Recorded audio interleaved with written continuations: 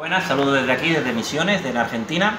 Yo soy Miguel Planey, soy biólogo por la Universidad Autónoma de Barcelona, una de las mejores del mundo, por lo menos para mí, ¿de acuerdo? Vamos a tratar de un tema que es sobre el ADN, esa petición del pastor Lizardo Cano, que recientemente ha escrito un libro sobre el origen judío de los gitanos, ¿vale?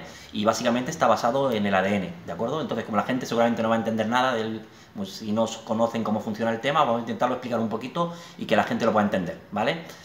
El estudio está basado en dos tipos de ADN, uno es el ADN que está en el cromosoma Y, que es el cromosoma que nos elige a nosotros el sexo. O sea, si yo soy un hombre porque tengo un cromosoma Y y uno X. Si tuviera dos cromosomas X sería una mujer, ¿vale? Y luego otro estudio se hace sobre el ADN mitocondrial. El ADN mitocondrial no tiene nada que ver con el ADN de los cromosomas. El ADN mitocondrial es un ADN extracromosómico que está dentro de las mitocondrias.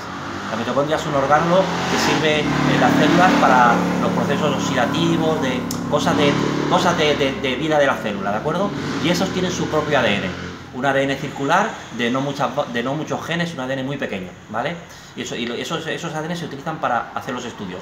¿Por qué? Porque yo, por ejemplo, si soy un hombre, yo tengo un cromosoma Y que recibí de mi abuelo, de mi tatarabuelo, etcétera, etcétera, etcétera, etcétera, ¿de acuerdo? Y ese cromosoma me da mi identidad, o sea, tiene mi origen.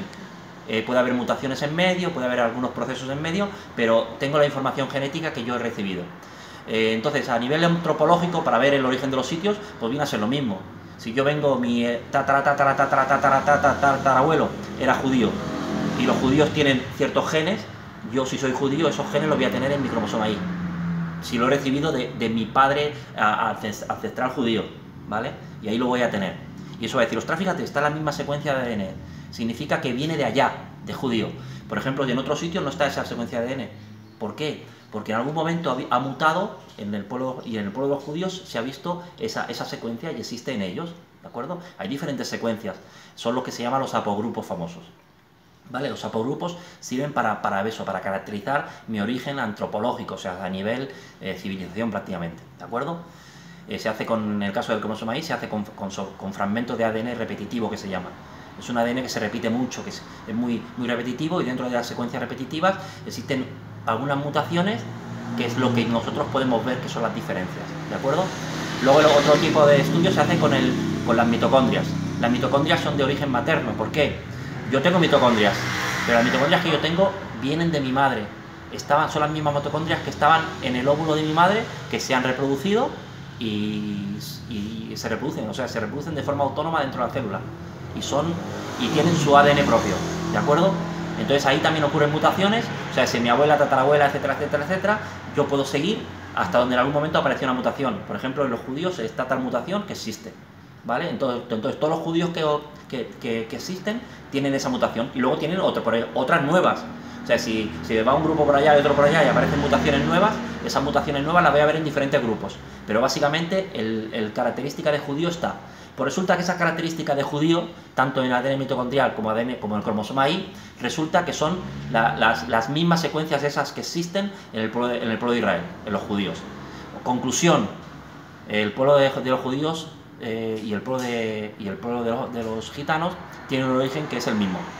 O sea, que básicamente podemos decir, con los datos que se aportan, que podemos decir que los judíos tienen un origen en el pueblo judío, que podrían ser las tribus perdidas de Israel, ¿de acuerdo? Pero ahora quiero contar algo mucho más interesante, por lo menos desde el punto de vista de la salvación, porque yo soy cristiano, soy creyente, soy biólogo y soy creyente. Yo sé que hay un Dios salvador, un Dios que dio la vida por mí en la cruz, ¿vale? Y a veces la gente como que le busca la vuelta, ¿no? Como que no se lo quieren creer. Prefieren creerse cualquier cosa antes de que haya un Dios creador, ¿vale?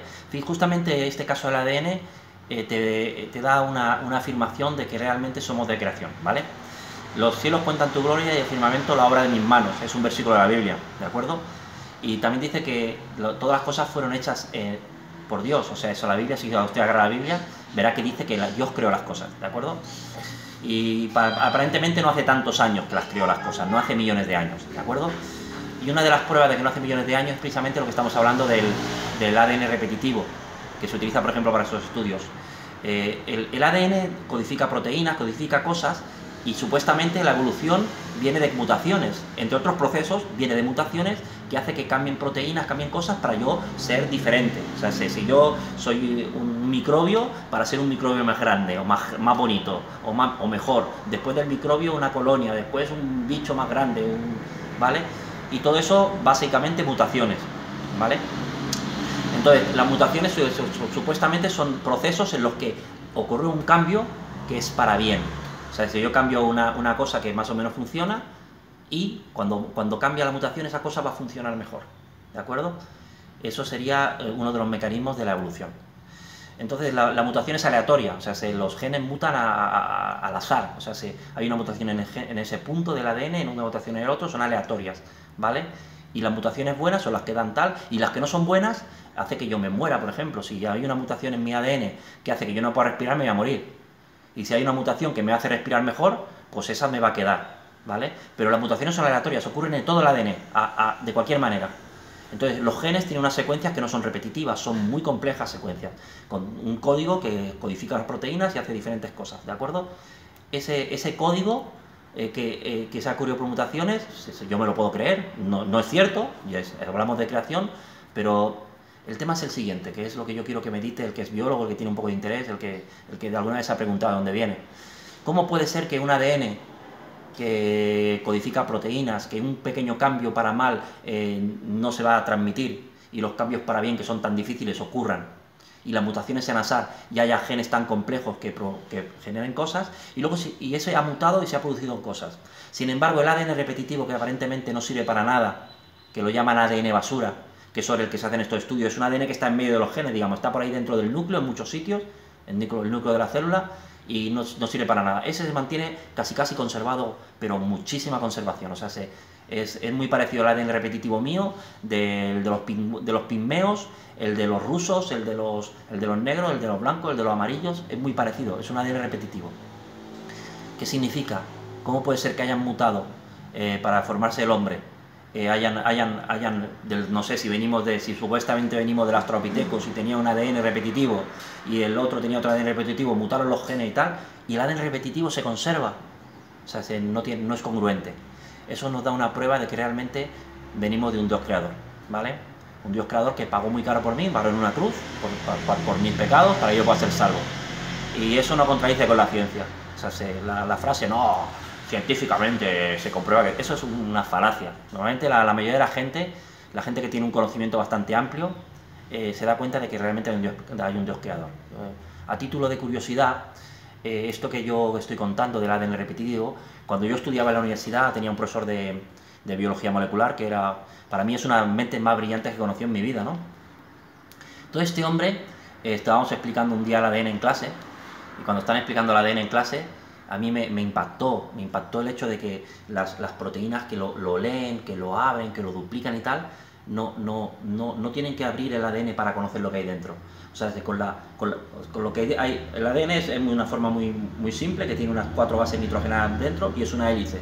Y las bases nitrogenadas que están dentro de la hélice es lo que le dan la secuencia que tiene la información. Bueno, la secuencia esa, para verla tienes que abrir la hélice. Pues no hace falta abrirla. Simplemente viendo la forma que tiene afuera la hélice, las proteínas saben lo que hay dentro. Y cuando el profesor explicó esto, yo me quedé impactado. Y entonces yo grité en voz alta, digo, esto lo ha hecho Dios. En aquel tiempo yo no era cristiano, era cristiano. Yo creía que Dios existía. Pero era un petardo, era un golfo, era un calavera. O sea, vivía una vida haciendo lo que me daba la gana, fuera de lo que serían los propósitos de Dios. Sin embargo, pese a ello, pese a eso ser así, a mí eso me impactó de tal manera que en clase yo dije esto, no, a mí no me vengan con rollo, esto lo ha hecho Dios. El profesor se quedó parado, quieto, pensativo. La mitad de la clase se quedó quieta, pensativa, y la otra mitad se cagaron de risa de mí, ¿de acuerdo? No se cagaron de risa los más listos, ni mucho menos, porque esto se lo habían preguntado, el profesor seguro, porque el profesor es un hombre que manejaba muchos datos y veía que muchas cosas no le cuadraban. Y la mitad de los alumnos se han llegado a la universidad porque no eran tan tontos, ¿de acuerdo? Se quedaron callados, pensativos. ¿Por qué? Porque realmente la misma creación nos da testimonio de que hay un Dios creador, ¿vale? La Biblia dice que si tú vas a Él, le entregas tus pecados, le abres tu corazón, le abres tu vida, Él va a venir a tu vida, Él te va a cambiar, Él va a obrar en tu interior, Él va a obrar en tu corazón, y a la larga, cuando te vas a morir, vas a tener una vida eterna. Ese es el mensaje tan simple de la salvación. Quizá ese mensaje no lo quieran escuchar muchas veces, pero yo les invito a que se lo escuchen. Porque fíjense que de evolución es imposible, no salen los números. Venimos de creación, ¿de acuerdo? Bueno, Dios los bendiga a todos, espero que les haya gustado el vídeo y encantado de poder hablar con ustedes.